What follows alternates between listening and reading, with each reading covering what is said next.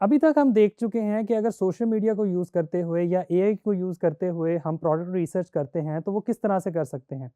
मैंने एक बात आपको बताई थी, शायद आपको याद हो, कि आपने चीज़ों को बहुत ज़्यादा कॉम्प्लेक्स नहीं करना। आपने सिर्फ़ ये देखना है कि ऐसी प्रोडक्ट जो बाकी लोग बेच रहे हैं, जो बाकी लोग जिस तरीके से बेच रहे हैं, जो कंपैटिटर एनालिसिस मैंने आपको बताया था, सेम उसी तरह, उसी कंपैटिटर एनालिसिस को देखते हुए आपने उस चीज़ को रेप्लिकेट करना है, बेहतर वैल्यू एडिशन के साथ सेल करना है।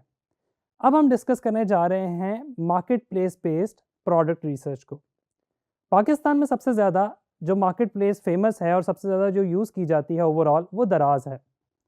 दराज़ की अगर हम बात करते हैं, तो दराज़ के ऊपर कुछ क्राइटेरियाज़ हैं जिनको आपने फ़ोकस करना है। अपने नोटपैड्स ओपन कर लें या आप अभी जो आपके पास राइट डाउन करने के लिए चीज़ है वो रख लें अपने पास। इन चीज़ों का बड़ा फ़ोकस होके गौर से सुनिएगा।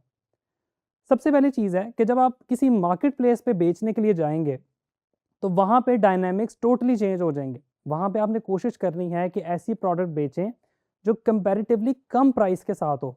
फॉर एग्ज़ाम्पल, अगर एक कोई प्राइवेट लेबल का ब्रांड आपने खुद क्रिएट किया है, उस पे ज़ाहिर है आप एड्स रन करेंगे, उस पे जो आपका कस्टमर एक्विज़िशन कॉस्ट है, कस्टमर को लेकर आने की जो कॉस्ट होगी, वो ज़्यादा होगी। लेकिन दराज़ के ऊपर ये कॉस्ट नहीं इनकर करेगी, आपको नहीं देनी पड़ेगी। उससे फ़ायदा ये होगा कि वो जो 500-600 रुपया आपने कस्टमर एक्विज़िशन कॉस्ट में अपने प्राइवेट लेबल ब्रांड के लिए रखा था, वो आपका सेव हो जाएगा और दराज़ के ऊपर आपको कंपटीशन में ऐसी प्रोडक्ट नज़र आएँगी, जो बहुत अच्छी होंगी, रिव्यूज़ भी बहुत अच्छे होंगे और उनकी प्राइस कंपैरेटिवली कम होगी। मैं आपको एक रूल ऑफ थंब देता जाता हूँ। फॉर एग्ज़ाम्पल आप कोई ऐसी प्रोडक्ट सेलेक्ट करते हैं, जो आपको लगता है कि बहुत से लोग मार्केट में बेच रहे हैं। आप कभी उस प्रोडक्ट पे गौर कीजिएगा, दराज़ पे जाके रिसर्च कीजिएगा कि वो प्रोडक्ट हमेशा एक मिडल प्राइसिंग से थोड़ा-सा नीचे होगी। फॉर एग्ज़ाम्पल हम एक किसी टी-शर्ट की एग्ज़ाम्पल ले लेते हैं। टी-शर्ट अगर किसी आप ऑनलाइन ब्रांड पे देखें तो वो 1500 से 2000 के दरमियान लिस्ट की होगी। लेकिन उसी तरह की उससे कुछ कदरे मुख्तलिफ मिलती-जुलती टी-शर्ट आपको दराज़ पे 1000 से 1200-1300 की रेंज में मिलेगी।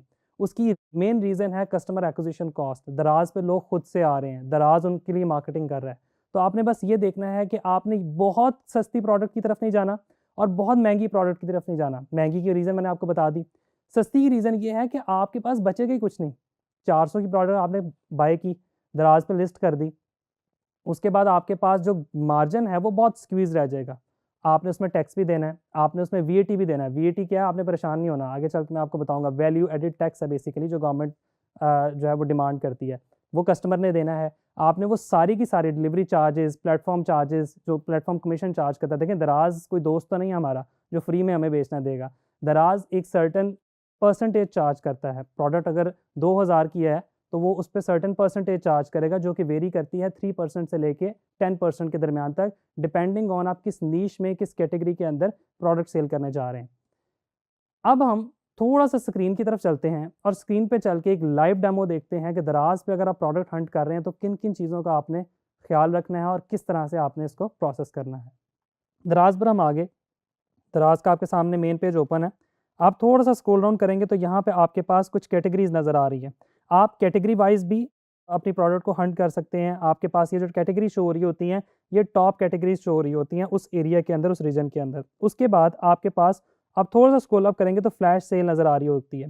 फ्लैश सेल जो है बेसिकली वो दराज़ ऑफ़र करता है उन सेलर्स को जिनकी सेल ऑलरेडी प्रोडक्ट्स सेल हो रही हों या जिनकी प्रोडक्ट बिल्कुल भी सेल ना हो रही हों। तो आपने यहाँ पे एक चीज़ को लाज़मी फ़ोकस करना है कि दराज़ पे फ्लैश सेल के अंदर आपने उन सेलर्स को, उन प्रोडक्ट्स को देखना है जिनके रिव्यूज़ ज़्यादा हैं। अगर मैं आपको रूल ऑफ थंब बताऊँ तो आपने ऐसी प्रोडक्ट ढूँढने की कोशिश करनी है जिन पे एटलीस्ट 200 या उससे ज़्यादा रिव्यूज़ नज़र आ रहे हों। इसका मतलब वो प्रोडक्ट मल्टीपल टाइम बिक चुकी है और आप भी उस प्रोडक्ट को यूज़ कर सकते हैं अपनी टेस्टिंग के लिए, अपनी प्रोडक्ट जो है उस सिलेक्शन के लिए।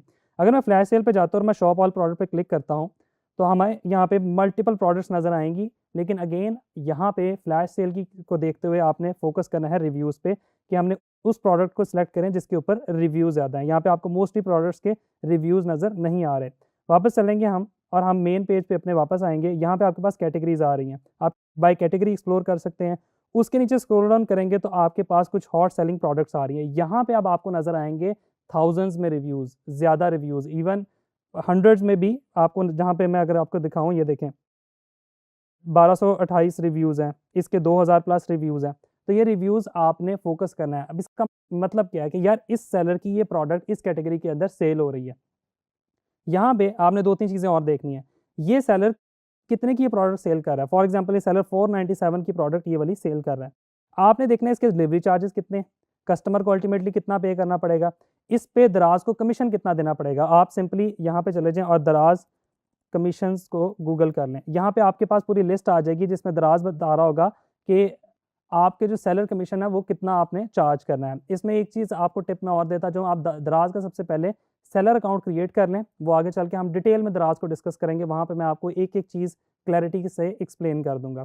आपने यहाँ से दराज़ की कमीशन देख लेना और आपने देखना है कि इस प्रोडक्ट के ऊपर आपको कमीशन कितना देना पड़ेगा। वो सारी चीज़ें देख के आपने ये देखना है कि आपको प्रोडक्ट मिल कितने में रही है। फॉर एग्ज़ाम्पल आपको वो प्रोडक्ट जो है वो ₹400 में मिल रही है और आप यहाँ पे ₹500 में या ₹600 में सेल कर रहे हैं, उसमें दराज़ का कमीशन भी जाएगा, उसमें आपका टैक्स भी कटेगा, बाकी भी आपने एक्सपेंसेस को देखना है। तो इन सब चीज़ों पे आपने फ़ोकस करके सिर्फ़ वो प्रोडक्ट सेलेक्ट करनी है जो आपकी प्राइसिंग के मुताबिक एक्यूरेट हो।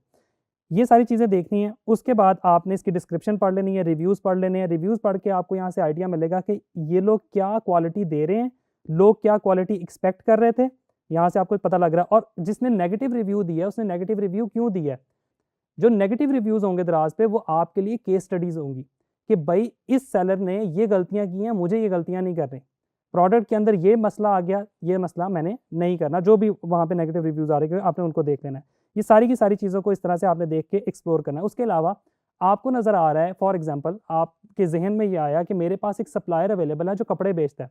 आप डायरेक्टली सर्च बार पर आएँ और यहाँ पे सर्च कर लें for example main clothing. Main clothing में कोई आप बेचना चाह रहे हैं, आपको यहाँ पे मेन क्लोथिंग से रिलेटेड मेजर कैटेगरी आ गई।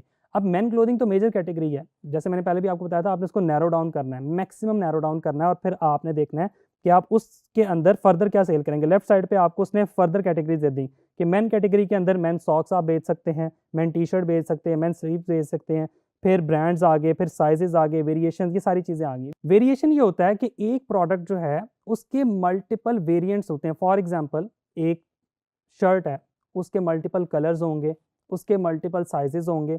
ये सब चीज़ों को आपने फ़ोकस रखना है कि आपने ऐसी प्रोडक्ट सेलेक्ट करनी है जिसकी आप मल्टीपल वैराइटीज़ ऑफ़र कर सकें और उसके लिए आपको ऑब्वियसली इन्वेस्टमेंट रिक्वायर्ड होगी। फॉर एग्ज़ाम्पल आप एक टी-शर्ट बाय कर रहे हैं, टी-शर्ट के अंदर आपने देखना है कि उसके कलर्स कितने हैं।